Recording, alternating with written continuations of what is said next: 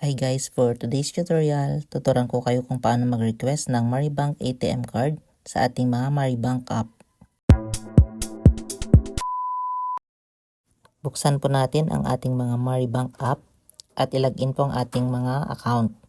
At kapag nandito na po tayo sa homepage, makikita po natin dito sa baba ang card. Pindutin po natin ito at dito nga po tayo mag-apply ng ating mga Maribank app. At before pa natin pindutin ang apply now, tignan po muna natin ang advantage ng ating mga Maribank ATM card. Pwede po tayo mag-earn ng up to 3,000 cashback monthly sa ating mga purchases.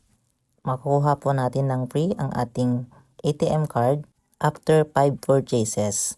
At ang kagandahan pa po nito, 0% po ang foreign transaction fees sa ating mga in-store payments overseas. Pwede rin tayo mag-withdraw at magbayad gamit ang ating card. At ngayon pindutin po natin itong apply. At dito nga po ang i-apply po natin ay ang virtual and physical card. Yung pangalawang option po ang ating pipiliin.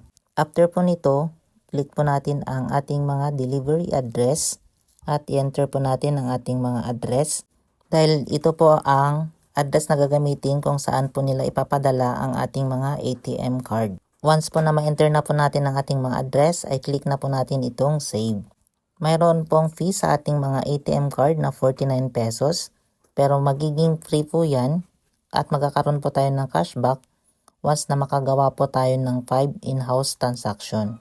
After po nito, i-click na po natin itong confirm na makikita po natin dito po sa pinakababang bahagi ng screen. Pagkatapos ay enter po natin ang ating 6-digit na PIN at ayan, okay na po, virtual card ready. Click po natin itong view order status para makita po natin ang status ng ating mga order na ATM or mga requests.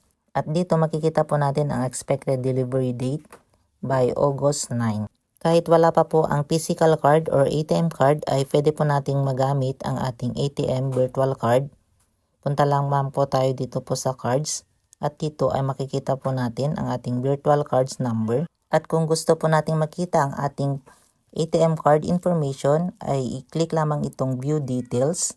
At kung gusto naman po nating i-lock dahil wala pa pong ating ATM card ay pindutin lamang po natin itong lock.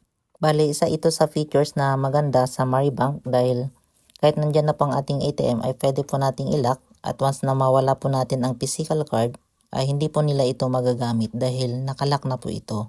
At ganyan lamang po kadali ang mag-request ng ating mga Maribank ATM card or debit card dito po sa Maribank app.